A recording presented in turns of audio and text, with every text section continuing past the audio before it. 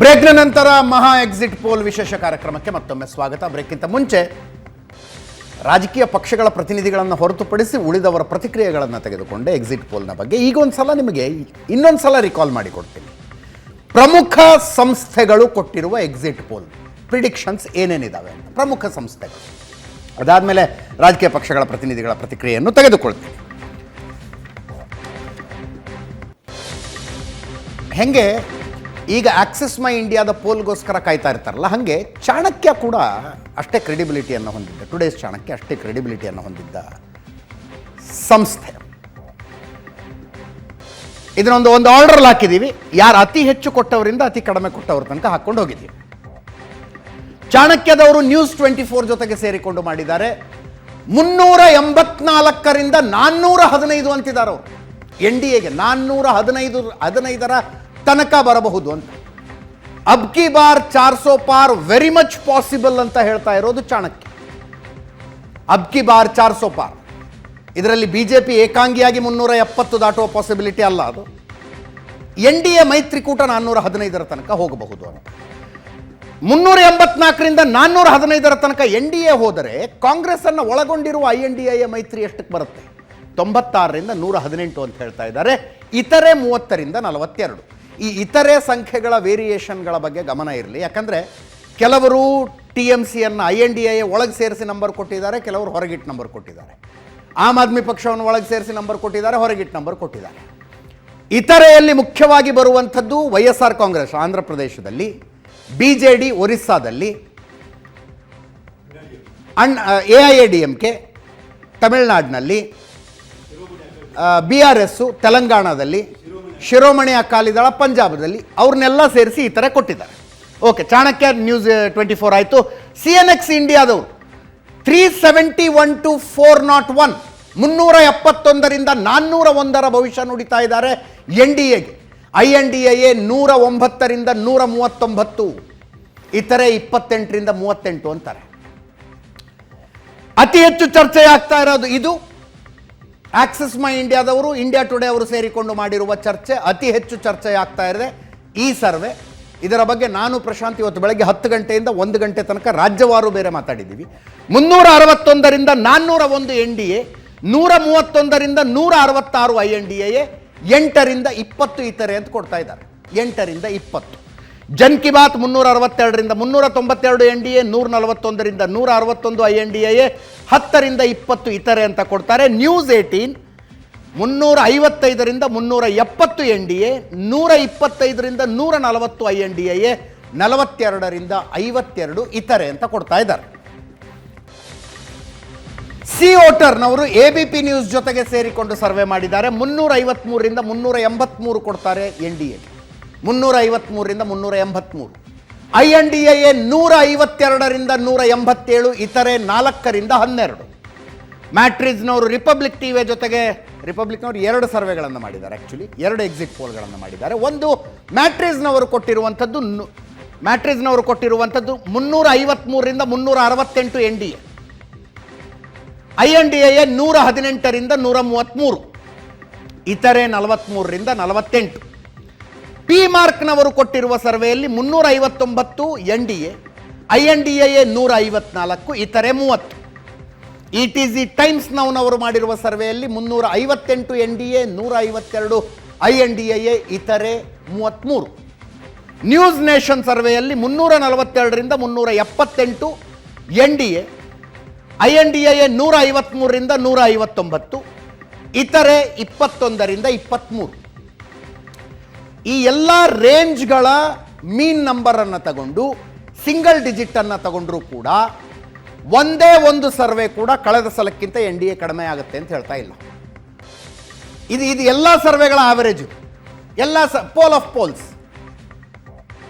Of poles ತೆಗೆದ್ರೂ ಕೂಡ NDA ಕಳೆದ ಸಲಕ್ಕಿಂತ ಕಡಿಮೆ ಅಂತ ಯಾವ ಸರ್ವೆನೂ ಬರ್ತಾ ಇಲ್ಲ. ಒಟ್ಟಾರೆ ಸರ್ವೆಗಳನ್ನು ನೋಡಿ ಅದರ ಮೀನ್ ನಂಬರ್ ತಗೊಂಡ್ರೂ ಕೂಡ NDA ಕಳೆದ ಸಲಕ್ಕಿಂತ ಕಡಿಮೆ ಬರ್ತಿಲ್ಲ. 370 ಬರ್ತಾ ಇದೆ, 370. ಯಾವ ಗುರಿಯನ್ನ ಬಿಜೆಪಿ ಏಕಾಂಗಿಯಾಗಿ ಸಾಧಿಸಬೇಕು ಅಂತ ಅಂದ್ಕೊಂಡಿತ್ತೋ ಆ ಗುರಿಯನ್ನ NDA ಒಕ್ಕೂಟ ಸಾಧಿಸುತ್ತೆ ಅಂತ ಪೋಲ್ ಆಫ್ ಪೋಲ್ಸ್ ಹೇಳ್ತಾ ಇದೆ. 370. INDA 142, ಇತರೆ 31 ಪೋಲ್ ಆಫ್ ಪೋಲ್ಸ್ ಇದೆ. ಎಲ್ಲ ಸರ್ವೆಗಳ ಆವರೇಜ್ ತೆಗೆದ್ರೆ ಇಷ್ಟು ಸಂಖ್ಯೆ ಬರ್ತಾ ಇದೆ. ಚಂದ್ರಶೇಖರ್ ಅವರೇ, ಎಕ್ಸಿಟ್ ಪೋಲ್ ಇನ್ನೂ ಇದು ಬಹಳ ಉತ್ಸಾಹ ಭರಿತರಾಗಬೇಡಿ, 4ನೇ ತಾರೀಕು ಗೊತ್ತಾಗುತ್ತೆ ಇನ್ನು ಕರೆಕ್ಟಾಗಿ ಏನು ಅಂತ. ಖಂಡಿತ ನೋಡಿ, ಯಾರಿಗೂ ಈ ಸಂಖ್ಯೆಗಳ ಬಗ್ಗೆ ಅನುಮಾನವೇ ಇರಲಿಲ್ಲ. ನಾವೆಲ್ಲ ವಿಡಿಯೋ ಮಾಡಿದ್ವಿ. ನಾನೇ ಮಾಡಿದಾಗಲೇ 401 ಸೀಟು NDAಗೆ ಬರುತ್ತೆ ಅಂತ ಒಂದು ಇದು ಮಾಡಿದ್ವಿ.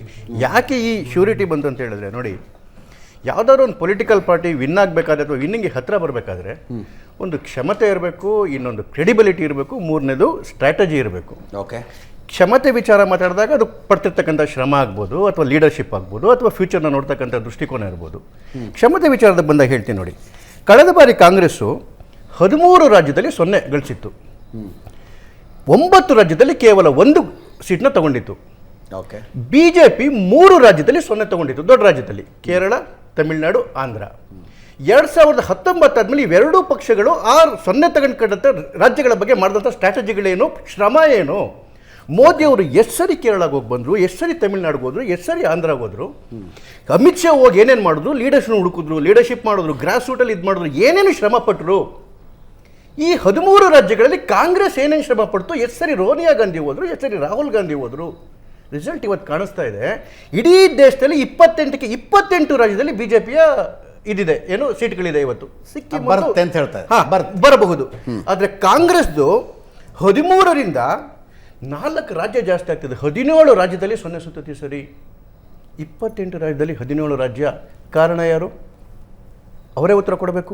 ಎರಡನೇದು ಕ್ರೆಡಿಬಿಲಿಟಿ ಅಂತ ಹೇಳಿದೆ ನೋಡಿ. 2019 ಚುನಾವಣೆಯಲ್ಲಿ ಮೋದಿ ಇವರು ರಾಹುಲ್ ಗಾಂಧಿ ಅವರು ಏನು ಹೇಳಿದ್ರು, ತಿಂಗಳಿಗೆ 6,000 ರೂಪಾಯಿ ಕೊಡ್ತೀನಿ ಅಂತ ಹೇಳಿದ್ರು, 72,000 ರೂಪಾಯಿ ವರ್ಷಕ್ಕೆ. ಮೋದಿಯವರು ಎಷ್ಟು ಹೇಳಿದ್ರು, ಕಿಸಾನ್ಗೆ ತಿಂಗಳಿಗೆ 500 ರೂಪಾಯಿ ಕೊಡ್ತೀನಿ ಅಂತೇಳಿ, ವರ್ಷಕ್ಕೆ 6,000. ಜನ 500 ರೂಪಾಯಿ ಕೊಡ್ತೀನಿ ಅಂದವ್ರಿಗೆ ಓಟ್ ಹಾಕಿದ್ರು ಬಿಟ್ಟರೆ 6,000 ಕೊಡ್ತೀನಿ ಅಂದವ್ರಿಗೆ ಓಟ್ ಹಾಕಲಿಲ್ಲ. ಕಾರಣ ಏನು? ಕ್ರೆಡಿಬಿಲಿಟಿ. ನೀವು 2019 72,000 ಕೊಡ್ತೀವಿ ಅಂತ ಹೇಳಿದ್ಮೇಲೆ, ಸೋತ ಮೇಲೆ ಅಟ್ಲೀಸ್ಟ್ ನಿಮ್ಮ ರಾಜ್ಯಗಳಿತ್ತು, ಛತ್ತೀಸ್ಗಢ ಇತ್ತು, ರಾಜಸ್ಥಾನದಲ್ಲಿತ್ತು, ಅಲ್ಲಾದರೂ ಹಾಕಿದ್ದಿದ್ರೆ ಜನಕ್ಕೆ ಒಂದು ನಂಬಿಕೆ ಬರ್ತಿತ್ತೇನೋ. ಕ್ರೆಡಿಬಿಲಿಟಿ ಫ್ಯಾಕ್ಟ್ರಲ್ಲಿ 0, ಕ್ಷಮತೆ 0, ಸ್ಟ್ರಾಟಜಿ ನೋಡ್ಕೊಂಬನ್ನಿ. ಮಹಾರಾಷ್ಟ್ರದಲ್ಲಿ ಶಿವಸೇನಾ BJP ಬಿಟ್ಬಿಟ್ಟು ಆಚೆ ಕಡೆ ಹೋದಾಗ ಅಕ್ಷರಶಃ ಒಂಟಿಯಾಗೋಗಿತ್ತು. ಮಹಾವಿಕಾಸ್ ಅಗಡಿನಲ್ಲಿ ಅತ್ಯಂತ ಬಲಿಷ್ಠ ಶರದ್ ಪವಾರ್, ಅತ್ಯಂತ ಬಲಿಷ್ಠ ಕಾಂಗ್ರೆಸ್ಸು, ಅತ್ಯಂತ ಬಲಿಷ್ಠ ಉದ್ಧವ್ ಠಾಕ್ರೆ ಶಿವಸೇನೆ ಇತ್ತು. ಇಲ್ಲಿ ಶರದ್ ಪವಾರ್ ಸ್ಟೇಚರ್ ಅಂತ ಲೀಡರ್ ಕೂಡ ಇರಲಿಲ್ಲ ಮಹಾರಾಷ್ಟ್ರದಲ್ಲಿ. ಅಷ್ಟು ಏನು ಕಾರ್ಯಕರ್ತರು ಜಾಸ್ತಿ ಇದ್ರು, ಸೀಟು ಜಾಸ್ತಿ ಇತ್ತು, ಶಕ್ತಿನೂ ಇತ್ತು. BJPನವ್ರು ಏನನ್ನ ಮಾಡಿ ಅಧೀರ ಮಾಡಬೇಕು ಬಿಟ್ಬಿಟ್ರೆ ಅವ್ರು ಏನು ಮಾಡಿದ್ರು, BJPನ ಅವ್ರನ್ನ ಮಾಡೋ ತನಕ ಕೂತ್ಕೊಂಡ್ರ.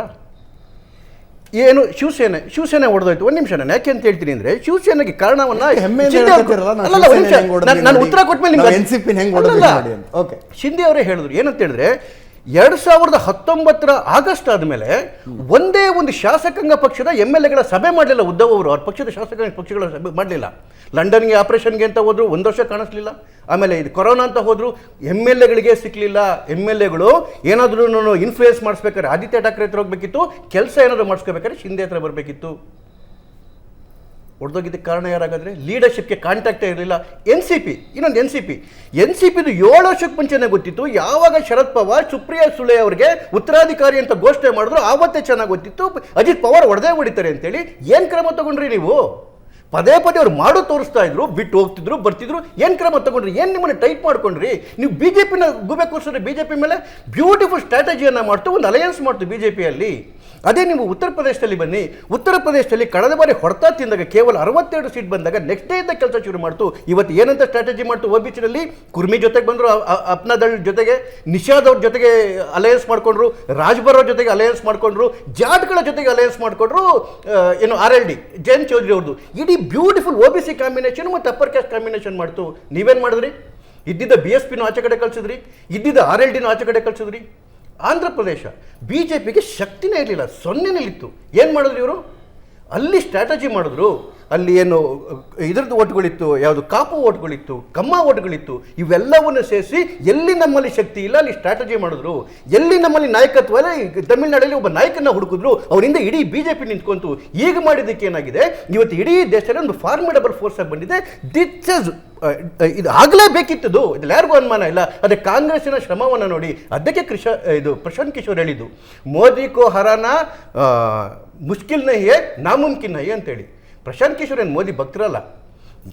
ಮಮತಾ ಬ್ಯಾನರ್ಜಿ ಜೊತೆ ಸ್ಟ್ರಾಟಜಿ ಮಾಡ್ಬೇಕಾದ್ರೆ ಅವರಿಗೆ ಬಹಳ ಚೆನ್ನಾಗಿ ಗೊತ್ತಿತ್ತು ಮೋದಿ ಅವ್ರನ್ನ ಪಂಜಾಬಲ್ಲಿ ಸೋಲ್ಸೋಕ್ಕಾಗೋದು, ಇದರಲ್ಲಿ ವೆಸ್ಟ್ ಬೆಂಗಾಲಲ್ಲಿ ಸೋಲ್ಸೋಕ್ಕಾಗೋದಿಲ್ಲ ಅಂತೇಳಿ. ಅದಕ್ಕೆ ಅವ್ರು ಏನು ಮಾಡಿದ್ರು, ಸ್ಟ್ರಾಟಜಿ ಮಾಡಿದ್ರು. ಯಾವ ವಿರೋಧ ಪಕ್ಷಗಳಿತ್ತು, ಕಾಂಗ್ರೆಸ್ ಮತ್ತು ಏನು ಲೆಫ್ಟ್ ಸ್ಟ್ರಾಂಗ್ ಆಗಿತ್ತು, ಅವನ್ನ ಮೊದಲು ಹೊಡೆದಾಕಿದ್ರು.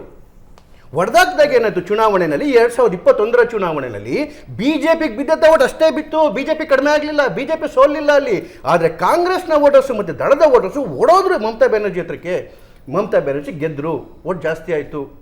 ಸೊ ಯಾವಾಗ ಶತ್ರುವಿನ ಶಕ್ತಿ ಜಾಸ್ತಿ ಇದೆ ಅಲ್ಲಿ ನೀವು ಸ್ಟ್ರಾಟಜಿ ಮಾಡಬೇಕು. ಎಲ್ಲಿ ವೀಕ್ ಆಗಿದ್ರೆ ಅಲ್ಲಿ ಹೊಡಿಬೇಕು. ಮಹಾರಾಷ್ಟ್ರದಲ್ಲಿ ವೀಕ್ ಆಗಿತ್ತು, ಹೊಡಿಲಿಲ್ಲ ನೀವು. ಆಂಧ್ರದಲ್ಲಿ ವೀಕ್ ಆಗಿತ್ತು, ನೀವು ಹೊಡಿಲಿಲ್ಲ. ತಮಿಳ್ನಾಡಲ್ಲಿ ಇರಲೇ ಇಲ್ಲ, ನೀವು ಹೊಡಿಲಿಲ್ಲ. ಇದು ಬಿಟ್ಬಿಟ್ಟು ಶಕ್ತಿ ಇರೋ ಕಡೆಗೆ ಯುಪಿನಲ್ಲಿ ಪ್ರಯತ್ನ ಮಾಡ್ಕೊಂಡು ಕೂತ್ಕೊಂಡ್ರಿ. ಈ ಸ್ಟ್ರಾಟಜಿಗೆ ಮತ್ತೆ ಶಕ್ತಿಗೆ ಜೊತೆಗೆ 2019 ಗೆದ್ಮೇಲೆ ಒಂದೇ ಒಂದು ದಿವಸ ಮೋದಿ ಅವರಾಗಲಿ, ಅಮಿತ್ ಶಾ ಆಗಲಿ ಅಥವಾ ಯಾರ ಲೀಡರ್ ಆಗಲಿ ಸುಮ್ಮನೆ ಕೂತ್ಕೊಳ್ಳಿಲ್ಲ. ಬರೀ ಚುನಾವಣೆ because we are a political party, we are born to win. It has to be in our DNA. ಚುನಾವಣೆ ಸಂದರ್ಭದಲ್ಲಿ ನೀವು ಅಲಯನ್ಸ್ ಮಾಡ್ಕೊತೀರಿ. 3 ಮೀಟಿಂಗ್ ಆದಮೇಲೆ ಮತ್ತೆ 3 ತಿಂಗಳು ಮೀಟಿಂಗ್ ಆಗೋದಿಲ್ಲ. Crucial sir. ಜೂನಲ್ಲಿ ಒಂದು ನೀವು ಇಂಡಿಯಾ ಅಲಯನ್ಸ್ ಮೀಟಿಂಗ್ ಮಾಡಿದ್ರಿ, ಜುಲೈಯಲ್ಲಿ ಮಾಡಿದ್ರಿ, ಆಗಸ್ಟ್ 30 ಆದಮೇಲೆ ನೆಕ್ಸ್ಟ್ ಮೀಟಿಂಗ್ ಯಾವಾಗ ಆಯ್ತು ನಿಮ್ಮದು? ಆಗಲೇ ಇಲ್ಲ. ಯಾಕೋಸ್ಕರ? ಇವರ ಸ್ವಾರ್ಥಕ್ಕೋಸ್ಕರ. 3 ರಾಜ್ಯ ಗೆದ್ದುಬಿಡ್ತೀವಿ, ಅವಾಗ ಬಾರ್ಗೇನ್ ಮಾಡೋಣ ಅಂತ ಸ್ವಾರ್ಥಕ್ಕೋಸ್ಕರ ನೀವು ಹಾಳಾಗೋದ್ರಿ. ಕಾಂಗ್ರೆಸ್ ಅವರು ಅವ್ರನ್ನೂ ಹಾಳು ಮಾಡಿದ್ರಿ. ಡಿಸೆಂಬರ್ 6ನೇ ತಾರೀಕು ಮೀಟಿಂಗ್ ಕರೆದ್ರೆ ಯಾಕೆ ಬರೋಕೆ ಹೋಗ್ತಾರೆ ಬೇರೆಯವರು? ಎಲ್ಲರಿಗೂ ಮೋಸ ಮಾಡಿದ್ರಿ ನೀವು ಸ್ಟೇಟಲ್ಲಿ. ಅಖಿಲೇಶ್ ಬರಲ್ಲ ಅಂದ್ರು, ಮಮತಾ ಬರಲ್ಲ ಅಂದ್ರು. ಆಮೇಲೆ ನೀವು ಇದರಲ್ಲಿ ಮಾಡಿದ್ರಿ, ಯಾವುದರಲ್ಲಿ ಆನ್ಲೈನಲ್ಲಿ ಮೀಟಿಂಗ್ ಮಾಡ್ತೀರಿ. ಅದಾದಮೇಲೆ ಎಲೆಕ್ಷನ್ ಘೋಷಣೆ ಮಾಡಿದ್ಮೇಲೆ ಒಂದೇ ಒಂದು ಚುನಾವಣೆ ಒಟ್ಟಿಗೆ ಮಾಡಲಿಲ್ಲ. ಮಧ್ಯಪ್ರದೇಶದಲ್ಲಿ ಘೋಷಣೆ ಮಾಡಿದ್ರಿ, ಮೀಟಿಂಗ್ ಆಗಲೇ ಇಲ್ಲ. ಅಲ್ಲಿ ಮಹಾರಾಷ್ಟ್ರದಲ್ಲಿ ಉದ್ಧವ್ ಠಾಕ್ರೆ ಕರೆದ್ಬಿಟ್ಟು ಮಾಡ್ತಾರೆ, ಅದಕ್ಕೆ ಅಖಿಲೇಶ್ ಯಾದವ್ ಬರಲಿಲ್ಲ, ರಾಹುಲ್ ಗಾಂಧಿ ಬರಲಿಲ್ಲ. ಡೆಲ್ಲಿನಲ್ಲಿ ಮೀಟಿಂಗ್ ಬಿಜೆಪಿ ವಕ್ತಾರರಾಗಿ ಅಂದ್ರೆ ಮುಂದೆ ಬಿಜೆಪಿ ನಿಮ್ಗೆ ಏನೇನು ಮಾಡುತ್ತೋ ಗೊತ್ತಿಲ್ಲ. ಎಲೆಕ್ಷನ್ ಅನಲಿಸ್ಟ್ ಆಗಿ ನೀವು ಅಲ್ಲಲ್ಲ ಸರ್, ಒಂದು ನಿಮಿಷ, 4 ತಿಂಗಳ ಹಿಂದೆ ಕಾಂಗ್ರೆಸ್ಗೆ ಸಜೆಷನ್ಸ್ ಕೊಡ್ಬೇಕು. ಬಿಜೆಪಿ ವಕ್ತಾರರಾಗಿ ಮುಂದುವರೆದ್ರೆ ಬಿಜೆಪಿ ನಿಮ್ಗೆ ಏನ್ ಮಾಡುತ್ತೋ ಗೊತ್ತಿಲ್ಲ. But you have a good future if you become election analyst. Sir, ಡೆಲ್ಲಿನಲ್ಲಿ ಇವರು ಏನು ಅಲಯನ್ಸ್ ಮೀಟಿಂಗ್ ಮಾಡ್ತಾರೆ ರಾಹುಲ್ ಗಾಂಧಿ ಅವರು. ಡೆಲ್ಲಿ CM ಕರೆಯಲ್ಲ ಅರವಿಂದ್ ಕೇಜ್ರಿವಾಲ್ ಅವ್ರನ್ನ. ಏನು ಸಾಧನೆ ಮಾಡ್ಲಿಕ್ಕೆ ಹೋಗಿದ್ರಿ? ಏನು ತೋರಿಸ್ತಾ ಇದ್ರಿ ನೀವು? ಸೊ ಇದು ಅವ್ರು ಹೋಗ್ಬೇಕಾದ್ರೆ ಎಲ್ಲ ಡಿಸೈಡ್ ಆಗೋಗಿದ್ರು. ಎಲ್ಲ ರಾಜ್ಯದ ಪ್ರಾದೇಶಿಕ ಪಕ್ಷಗಳು ಒಂದನ್ನು ಬಯಸ್ತಾ ಇದ್ವು. ನಾನು ಇವತ್ತು ಹೇಳಕ್ಕೆ ಹೇಳ್ತೀನಿ, ಆನ್ ಏರಲ್ಲಿ ಹೇಳ್ತಾ ಇದ್ದೀನಿ, ಮೋದಿ ಗೆಲ್ಲಿ ಅಂತೇಳಿ ಪ್ರಾದೇಶಿಕ ಪಕ್ಷಗಳು ಇಷ್ಟಪಡ್ತಾ ಇದ್ವು. ಯಾಕೆ ಅಂತ ಹೇಳಿದ್ರೆ ಅವರಿಗೆ ಪ್ರಾದೇಶಿಕ ಪಕ್ಷಗಳಲ್ಲಿ ಭಿನ್ನಾಭಿಪ್ರಾಯ ಬೇಡವಾಗಿತ್ತು, ಇನ್ನೊಬ್ಬರಲ್ಲಿ ಬೆಳೆಯೋದು ಬೇಡವಾಗಿತ್ತು. ಅವರೆಲ್ಲರ ದೃಷ್ಟಿಕೋನ ವಿಧಾನಸಭಾ ಚುನಾವಣೆ ಆಗಿತ್ತು. ಹರಿಯಾಣದಲ್ಲಿ ಕೂಡ ಏನು ಮಾಡಿದ್ರು ನೋಡಿ, ಅವ್ರು ಒಂದು ಕ್ಷೇತ್ರ ಬಿಟ್ಟರೆ ಇನ್ನೊಂದು ಕ್ಷೇತ್ರದಲ್ಲಿ ಓಡಾಡಿಲ್ಲ. ನೀವು ರಿಸಲ್ಟ್ ಬಂದ ಮೇಲೆ ಹೇಳ್ತೇನೆ, ಮತ್ತೆ ಹರಿಯಾಣದಲ್ಲಿ ಸ್ವೀಪ್ ಮಾಡ್ತೇವೆ. ಕಾರಣ ಏನು ಅಂತ ಹೇಳಿದ್ರೆ ಹೋಡನ ಸೊಸೆಗೆ ಬೇರೆಯವರೆಲ್ಲ ನಿಂತರು. ಇದು ಎಲ್ಲಾ ರಾಜ್ಯದಲ್ಲೂ ಆಯ್ತು. ಅವರು ಚುನಾವಣೆ, ವಿಧಾನಸಭಾ ಚುನಾವಣೆ ದೃಷ್ಟಿಕೋನದಲ್ಲಿ ಇಟ್ಕೊಂಡ್ರೆ ಬಿಟ್ರೆ ಲೋಕಸಭೆನ ಅವ್ರು ಸೋತು ರೆಡಿಯಾಗಿ ಬಿಟ್ಬಿಟ್ಟಿದ್ರು ಅವರು. ಐ ಥಿಂಕ್ ಕಾಂಗ್ರೆಸ್ ಒಂದು ಇನ್ಕ್ರಿಮೆಂಟಲ್ ಚೇಂಜನ್ನು ಅಕ್ಸೆಪ್ಟ್ ಮಾಡ್ಕೊಳ್ಳೋ ಮೂಡ್ನಲ್ಲಿದೆ. ನಿಧಾನಕ್ಕೆ ಒಂದು 10 ಸೀಟು 5 ವರ್ಷಕ್ಕೊಂದ್ಸಲ ಜಾಸ್ತಿ ಆಗಲಿ, ಅಷ್ಟಾದರೂ ಪರವಾಗಿಲ್ಲ ಅನ್ನೋ ಮೂಡ್ನಲ್ಲಿದ್ದಂಗೆ ಅನ್ನಿಸ್ತಾ ಇದೆ. ಸುಧೀಂದ್ರ ಖಂಡಿತ ಇಲ್ಲ. ಈಗ ಎಕ್ಸಿಟ್ ಪೋಲ್ಗೆ ಏನು ಪ್ರತಿಕ್ರಿಯೆ ಇದೆ ಅದನ್ನು ಆಲ್ರೆಡಿ ನಮ್ಮ ನಾಯಕರಾಗಿ ಎಲ್ಲ ಹೇಳಿದ್ದಾರೆ. ಮತ್ತೆ ಅದನ್ನು ನಾನು ಅದೇ ರೀತಿ ಒಂದು ಸಪ್ರೇಟ್ ಪ್ಯಾಕೇಜ್ ಮಾಡ್ಕೊಡ್ಲಿಕ್ಕೆ ತರ್ಕ ನಂಗೆ ಅರ್ಥ ಆಗ್ತಾ ಇಲ್ಲ. ಈಗ ನಮ್ಮ ರಾಜ್ಯದಲ್ಲಿ ನಮ್ಮ ರಾಜ್ಯದ ವಿಧಾನಸಭಾ ಚುನಾವಣೆಯಲ್ಲಿ ಕೂಡ ಎಕ್ಸಿಟ್ ಪೋಲ್ ಒಂದು ಬಿಟ್ಟರೆ ಇನ್ಯಾವುದೂ ಸತ್ಯ ಆಗಿರಲಿಲ್ಲ. ಎಲ್ಲರೂ ಏನು ಅಲಯನ್ಸ್ ಸುಮಾರು ಮ್ಯಾಕ್ಸಿಮಮ್ ತೋರಿಸಿದ್ದು JDS ಮತ್ತು BJP ಅಥವಾ JDS will be the king maker ಅಂತಕ್ಕಂಥದ್ದನ್ನೇ ಸಾಕಷ್ಟು ಜನ ತೋರಿಸಿದ್ರು. ಆಯ್ತಾ, ಅದು ಯಾರೋ ಒಬ್ರು ಒಂದು ನಾವು ಹೇಳಿದಷ್ಟು ಫಿಗರ್ ಬಿಟ್ರೆ ಇನ್ನೆಲ್ಲವೂ ಸುಳ್ಳಾಯ್ತು. ಹಾಗಾಗಿ ಹೌದು, ಎಕ್ಸಿಟ್ ಪೋಲ್ ನಾನು ಅದರ ಸಿಗ್ನಿಫಿಕೆನ್ಸ್ನ ಇದು ಮಾಡ್ತಾ ಇಲ್ಲ. ಆಗಲೇ ಪ್ರಶಾಂತ್ ಸರ್ ಹೇಳ್ದಂಗೆ ಅದು ಸೈಂಟಿಫಿಕ್ ಊಹಾಪೋಹ, ಇಲ್ಲ ಊಹಾಪೋಹ ಇರಬೇಕು, ಇಲ್ಲ ಸೈಂಟಿಫಿಸಮ್ ಇರಬೇಕು, ಎರಡರಲ್ಲಿ ಒಂದಿರಬೇಕು. ಸೈಂಟಿಫಿಕ್ ಊಹಾಪೋಹ ಅಂದ್ರೆ ಊಹೆ, ಸಾರಿ, ಸೈಂಟಿಫಿಕ್ ಊಹಾಪೋಹ. ಹಂಗಾಗಿ ಈಗ ನಮ್ಮ ಸ್ನೇಹಿತರು ಹೇಳ್ತಾ ಇದ್ರು, ನಾವು ಲೀಡರ್ಶಿಪ್ ಕ್ರೆಡಿಬಿಲಿಟಿ ನೋಡ್ಕೊಂಡ್ವಿ, ಇದಾದ ತಕ್ಷಣ ಮಾಡಿದ್ವಿ, ಭಾಳ ಸಂತೋಷ. ಬಟ್ ಎಲ್ಲ ಉದ್ದಕ್ಕೂ ಅವ್ರು ಹೇಳಿದ್ರಂಥ ಸಾರಾಂಶ ನೋಡೋಕೆ ಹೋದ್ರೆ ಎಲ್ಲಿ ಅವ್ರದ್ದು ಇದೆ, ಇಂಪ್ರೂವ್ಮೆಂಟ್ ಲೆಕ್ಕ ತಗೊಂಡ್ರೆ ಕರ್ನಾಟಕದಲ್ಲಿ ಏನು ಮಾಡಿದ್ರು, ವಿಧಾನಸಭಾ ಚುನಾವಣೆ ಸೋತ ಮೇಲೆ 8 ತಿಂಗಳು ಒಂದು ಪ್ರತಿಪಕ್ಷ ನಾಯಕನ ಮಾಡಲಿಲ್ಲ. ಅಲ್ಲಿ ಅವ್ರ ಲೀಡರ್ಶಿಪ್ ತೋರಿಸಿದ್ರ, ಅಥವಾ ತಮಿಳ್ನಾಡಲ್ಲಿ ತೋರಿಸಿದ್ರ, ಪಂಜಾಬಲ್ಲಿ ತೋರಿಸಿದ್ರ, ಅಥವಾ ವೆಸ್ಟ್ ಬೆಂಗಾಲಲ್ಲಿ ತೋರಿಸಿದ್ರ? ಎಲ್ಲೂ ಏನು ಮಾಡೋಕ್ಕಾಗಲಿ. ಎಲ್ಲಿ ಇವಾಗ UPಲಿ ನಾವು ಸ್ಟ್ರಾಟರ್ಜಿ ಮಾಡಿದ್ವಿ, ನೀವು ಸ್ಟ್ರೆಂತ್ ಇದೆ, ನಿಮ್ದು ಬೇಸ್ ಇದೆ, ನೀವು ಸ್ಟ್ರಾಟರ್ಜಿ ಮಾಡ್ಕೊಂಡ್ರಿ ಸಪ್ರೇಟ್. ಇವಾಗ ಕರ್ನಾಟಕದ್ದೇ ಬ್ಯೂಟಿಫುಲ್ ಎಕ್ಸಾಂಪಲ್. ಎಲ್ಲೆಲ್ಲೋ ಹೋಗೋದು ಬೇಡ, ನಮ್ಮ ರಾಜ್ಯದಲ್ಲಿ ಕೂತಿದ್ವಿ 7 ತಿಂಗಳು ನಿಮ್ಗೊಂದು ಪ್ರತಿಪಕ್ಷ ಇವ್ನ ನಾಯಕನ ಮಾಡೋಕ್ಕಾಗಲಿಲ್ಲ. ಒಂದು ಪ್ರತಿಪಕ್ಷ ನಾಯಕನ, ಒಬ್ಬ ರಾಜ್ಯಾಧ್ಯಕ್ಷ ನಿಮ್ಗೆ ಮಾಡೋಕ್ಕಾಗಲಿಲ್ಲ. ನೀವು ಅದನ್ನು ನೀವು ಗೊತ್ತು ಕ್ರೆಡಿಬಿಲಿಟಿ ಲೀಡರ್ಶಿಪ್ ಅಂದ್ಕೋತೀರಿ. ಅದಕ್ಕಿಂತ ದೊಡ್ಡ ಫೇಲ್ಯೂರ್ ಏನು ಅಂದರೆ, ನಾಳೆ ರಿಸಲ್ಟು ಬರ್ತಕ್ಕಂಥದ್ದು ಒಂದು ಏನು ಇವರು ಶುರು ಮಾಡಿದಾಗ ಇವರು ಸಾಧನೆ 10 ವರ್ಷದಲ್ಲಿ ನಮ್ಮದು sleep India, getup India, digital ಇಡೀ ಇವರು ಸರ್ ಮಾತಾಡಿದ್ರಲ್ಲಿ ಅಥವಾ ಇವರು ಪ್ರಧಾನಮಂತ್ರಿಗಳು ಮಾತಾಡಿದ್ರಲ್ಲ ಇದರಲ್ಲಿ ಒಂದರಲ್ಲಾರು ಇವ್ರ ಸಾಧನೆ, ಒಂದು ಸ್ಪೀಚಲ್ಲಿ ನಾನು ಈ ಥರ ಸಾಧನೆಯನ್ನು ಮಾಡಿದ್ದೀನಿ, ನನಗೆ ಓಟ್ ಕೊಡಿ, ನಾನು ಸ್ಲೀಪ್ ಇಂಡಿಯಾ ಮಾಡಿದ್ದೀನಿ, ಗೆಟಪ್ ಇಂಡಿಯಾ ಮಾಡಿದ್ದೀನಿ, ಸಿಟ್ ಇಂಡಿಯಾ ಮಾಡಿದ್ದೀನಿ, ಡಿಜಿಟಲ್ ಇಂಡಿಯಾ ಮಾಡಿದ್ದೀನಿ ಅಂತ ಹೇಳ್ತಾ ಇದ್ರಲ್ಲ, ಮಲಗಿದ್ರೆ ಸ್ಲೀಪು ಎದ್ರೆ ಸಿಟ್ಟು, ಅದನ್ನ ಹೇಳ್ಬೇಕಾಗಿತ್ತು. ಇವರಾರು ಹೇಳ್ಬೇಕಾಗಿತ್ತು ನಾವು ಇಷ್ಟೆಲ್ಲ ಸಾಧನೆ. ಒಂದು ನಾನು ಹೇಳ್ತಾ ಇರೋದು ಒಂದೇ ಹೇಳಿ ಇಲ್ಲ. ಈ ನೀವು ಎಲೆಕ್ಷನ್ ನೆರೇಟಿವ್ ತಂದ್ರಿ, ಯಾಕೆ ನಿಮ್ಮ ಇದ್ರ ಬಗ್ಗೆ ಕ್ರೆಡಿಬಿಲಿಟಿ ಇವತ್ತು ಮಾತಾಡ್ತಾರೆ, ಕ್ರೆಡಿಬಿಲಿಟಿ, ಲೀಡರ್ಶಿಪ್ಪು, ಟರ್ನ್ ಅರೌಂಡು ಎಲ್ಲೋಯ್ತು ಸ್ವಾಮಿ ಇವೆಲ್ಲ? ನೀವೇ ಹೇಳ್ತಾ ಇದ್ದೀರಾ ಅದನ್ನು. ಈಗ ಎಕ್ಸಿಟ್ ಪೋಲ್ ನಂಬರ್ ಬಂದ ಮೇಲೆ, ನಾಳಿದ್ದು ಇದಾದ್ಮೇಲೆ ಎಲ್ಲ ಚುನಾವಣೆ ಅಷ್ಟು ಇದು ಹಂತ ಮುಗಿದ ಮೇಲೆ ಈಗ ನೀವು ಮಾತಾಡ್ತಾ ಇದ್ದೀರಿ. ಇದನ್ನು ಎಲೆಕ್ಷನ್ ಸ್ಪೀಚಲ್ಲಿ ಎಲ್ಲೋಯ್ತು ಇವೆಲ್ಲ ಟಾಕು? ಒಂದು ಕಡೆ ತೋರಿಸಿ ನೀವು ಮಾಡಿದರೆ, ನೀವು ಒಂದು ಕಡೆ ನಿಮ್ಮ ಮಾಹಿನಿ ಮುಖಾಂತರ ಇವತ್ತು ಒಂದು ಕಡೆ ಈ ಮಾತಾಡಿದ್ದನ್ನು ಏನಿತ್ತು ಈ ಸಾರಾಂಶದಲ್ಲಿ ಒಂದು ಪಾಯಿಂಟನ್ನು ತೋರಿಸಿ. ಯಾಕೆ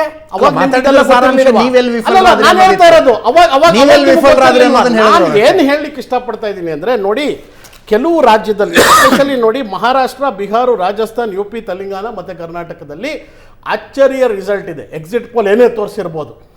ಕೆಲವು ಈಗ UP, ಮಹಾರಾಷ್ಟ್ರ, ಬಿಹಾರ, ರಾಜಸ್ಥಾನ, UP, ತೆಲಂಗಾಣ, ಕರ್ನಾಟಕ ಇದಿಷ್ಟರಲ್ಲಿ ಯಾವ ನಮ್ಮ ಎಕ್ಸಿಟ್ ಪೋಲ್ ತೋರಿಸಿದೆ ಅದು ಯಾವುದೂ ನಿಜ ಆಗೋದಿಲ್ಲ.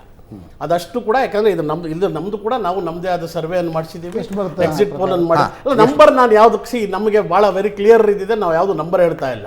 ನನಗೆ I don't want to deal in number. ಯಾಕೆಂದ್ರೆ ವ್ಯತ್ಯಾಸ ಅಂದ್ರೆ ಎಷ್ಟು ವ್ಯತ್ಯಾಸ ಏನು ಅಂದ್ರೆ ನಂಬರ್ ಯಾಕೆ ಹೇಳ್ತಾ ಇಲ್ಲ ಅಂದ್ರೆ, ನೀವು ಒಂದು ಅನ್ಸೈಸಬಲ್ ಗ್ಯಾಪ್ ಅನ್ನು ಇಟ್ಬಿಟ್ಟಿದ್ದೀರಿ.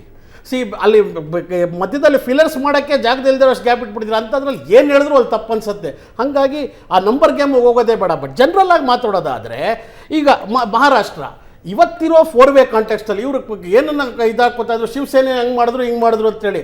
ನಾನು ಹೇಳ್ತಾ ಇರೋದು, ಇವತ್ತು ಅಜಿತ್ ಪವಾರ್ನ ಕರ್ಕೊಂಡ್ಬಂದ್ರಿ, 2080 ಕೋಟಿಯ ಒಂದು ಹಗರಣವನ್ನು ನೀವು ಅವನ ಮೇಲೆ ಹಾಕಿದ್ದು, ನಾವಲ್ಲ. ಅವ್ನು ಇವತ್ತು ಕರ್ಕೊಂಬಂದು ಎಮ್ಮೆ ಪಟ್ಕೊಂಡು ನಾವು ಸ್ಟ್ರಾಟಜಿ ಅಂದರೆ ಇದಕ್ಕೆ ನಾವೇನು ಹೇಳಬೇಕು? ಅವ್ರು 2800 ಕೋಟಿ ರೂಪಾಯಿ ಹಗರಣವನ್ನು ಹಾಕುವಾಗ ನಿಮ್ಮ ಜೊತೆಗಿದ್ರು, ಅವಾಗ ಅವ್ರು ಶುದ್ಧರಾಗಿದ್ರ? ನಾನು ಹೇಳ್ತಾ ಇರೋದು, ನಿಮ್ಮ ಜೊತೆ ಯಾರು ಆರೋಪ ಮಾಡಿದ್ರು? ಅವಾಗ ನೀವು ಡಿಫೆಂಡ್ ಮಾಡ್ಕೊಂಡ್ರಿ ತಾನೆ? ಡಿಫೆಂಡ್ ವಿಷಯ ಬೇರೆ. ಯಾಕೆ ಹಂಗ್ ಡಿಫೆಂಡ್ ಮಾಡ್ಕೊಂಡ್ರೆ ನೀವು ಒಂದ್ ಹೇಳಿದ ತಕ್ಷಣ ನೀವು ಸೇರಿಸ್ಕೊಂಡ್ಬಿಟ್ಟು ಕಳ್ಳ ಅವಾಗ ಇದಾಗೋಗ್ಬಿಡ್ತಾನೆ. ಇದು ಹೆಂಗೆ ಅಂದ್ರೆ, ನಮ್ಮ ಜೊತೆಗೆ ಇರುವಷ್ಟು ಕಾಲ ಆತ ಪರಿಶುದ್ಧ, ಇಲ್ಲಿಂದ ಹೋದ ಮೇಲೆ ಆತ ವಾಷಿಂಗ್ ಮೆಷಿನ್ ದಾಟ್ಕೊಂಡು ಹೋದ. ಎಷ್ಟ್ ಜನ ಆತರ ಏನು ಓದ್ತ ಇವತ್ತು ಇದು ಪ್ರಫುಲ್ ಪಟೇಲ್ ಯಾರು ಅವ್ರ ಮೇಲೆ ಇದ್ರದ್ದು 800 ಕೋಟಿ ಹಗರಣ ಇದ್ರ ಪ್ಲೇನ್ ಇದರಲ್ಲಿ ಯಾರು ಮಾಡಿದ್ದು? ನೀವು ಆರೋಪ ಮಾಡಿದ್ದು. ಇವತ್ತು ಅದನ್ನ ಹೆಮ್ಮೆಯಿಂದ ನಮ್ಮ ಸ್ಟ್ರಾಟಜಿ, ನಮ್ಮ ಲೀಡರ್ಶಿಪ್ ಅಂತ ಹೇಳ್ಕೊಂಡು ಇದಕ್ಕೆ ಏನು ಹೇಳಬೇಕು? ಜನ ಇದಕ್ಕೆ ಉತ್ತರ ಕೊಡ್ತಾರೆ. ಇದಕ್ಕೆ ಇಲ್ಲಿ ನಾವು ಕೂತ್ಕೊಂಡು ಏನೇ ಡಿಸ್ಕಷನ್ ಮಾಡಲಿ, ಅವ್ರು ಏನೇ ಹೇಳಲಿ, ಈ ಒಂದು ಪ್ಯಾಕೇಜನ್ನು ಏನು ಮಾಡ್ತಾ ಇದ್ದಾರೆ ಅದಕ್ಕೆ ಜನ ಖಂಡಿತವಾಗಿ ಉತ್ತರ ಕೊಡ್ತಾರೆ ಅಂತ ಸಂಪೂರ್ಣ ಭರವಸೆ ನನಗಿದೆ. ಏನು ಇವರು ಈ ಒಂದು ಮಾತು, ಅವ್ರ ಸಾಧನೆನೇ ಹೇಳಿದೆ, ಬರೀ ನಾನು ಅಲ್ಲಿ ಹೊಡೆದೆ, ಇಲ್ಲಿ ಮುರಿದೆ, ಇಲ್ಲಿ ಹೊಡಿತಿದ್ದೀವಿ. ಮೊನ್ನೆ ಶಿಂದೆ ಅವರು ಬಂದು ಎಲೆಕ್ಷನ್ ಆದ ತಕ್ಷಣ ಕರ್ನಾಟಕ ಗೌರ್ಮೆಂಟ್ ಇದೇನೋ ಮಾಡ್ತೀವಿ, ಬೀಳಿಸ್ತೀವಿ ಅಂತ ಹೇಳಿದ್ರು. ಅದನ್ನು ಹೆಮ್ಮೆಯಿಂದ ಏನೋ ದೊಡ್ಡ ಇವರು ಇದ್ರ ಸಾಧನೆ ಥರ ಹೇಳ್ಕೊತಾರಲ್ಲ, ಅದಕ್ಕೆ ಜನ ಉತ್ತರ ಕೊಡ್ತಾರೆ. ಯಾಕೆಂದರೆ ಇವತ್ತು ಆಯ್ತು, ಈಗ ಒಟ್ಟಾರೆ ನಂಬರ್ ಅವರು ಹೇಳ್ತೀರಾ? INDA ಮೈತ್ರಿಕೂಟ ಎಷ್ಟು ಬರುತ್ತೆ ಒಟ್ಟಾರೆ ಟೋಟಲ್? ಮೆಜಾರಿಟಿ INDA ಮೈತ್ರಿಕೂಟ ನಾನು ಯಾವುದು ಇದಕ್ಕೆ ನಾವು ಮೆಜಾರಿಟಿ ತಗೋತೀವಿ. We will be above 272, 295, above 272 ಖಂಡಿತ ಬರುತ್ತೆ ಇಂಡಿಯಾ ಮೈತ್ರಿಕೂಟಕ್ಕೆ. ಕಾಂಗ್ರೆಸ್ ಎಷ್ಟು ಬರುತ್ತೆ? ಕಾಂಗ್ರೆಸ್ ನಾವು ಬ್ರೇಕಪ್ ಅಲ್ಲ, ಇಂಡಿಯಾ ಮೈತ್ರಿಕೂಟ ನಮಗೆ ಸಂಪೂರ್ಣ ಬೆಂಬಲ ಇದು ಬಹುಮತ ಬರ್ತಕ್ಕಂಥ ವಿಶ್ವಾಸ ಇದೆ. ಕಾಂಗ್ರೆಸ್ ಒಂದು ನಂಬರ್ ಇದೆ, ಬಟ್ ಐ ಡೋಂಟ್ ಅದರಲ್ಲಿ ವೋಟಿಂಗ್ ಆಗೋಗಿದೆ, ಇನ್ನೇನಿದೆ? दूध का दूध पानी का पानी ಎಕ್ಸಿಟ್ ಪೋಲ್ ಸರಿ ಆಗ್ತಾವ? ನಿಮ್ಮ ನಂಬರ್ ಸರಿ ಡೆಫಿನೆಟ್ಲಿ 3 ಡಿಜಿಟ್ ಮೇಲ್ ಬರ್ತೀವಿ ಸರ್. 100 ಕ್ರಾಸ್ ಖಂಡಿತ ಕ್ರಾಸ್ ಮಾಡ್ತೀವಿ, ಸೆಂಚುರಿ ಬಾರಿಸ್ತಾರೆ ಖಂಡಿತ. ಅದರಲ್ಲಿ ಯಾವುದೇ ರೀತಿ ಸಂದೇಹನೇ ಇಲ್ಲ. ಬಂದೆ ಗಂಗಾಧರ ಮೂರ್ತಿ ಅವ್ರನ್ನ ಮಾತಾಡ್ತೀನಿ, ಒಂದು ಸಣ್ಣ ಬ್ರೇಕ್ ಆದ್ಮೇಲೆ.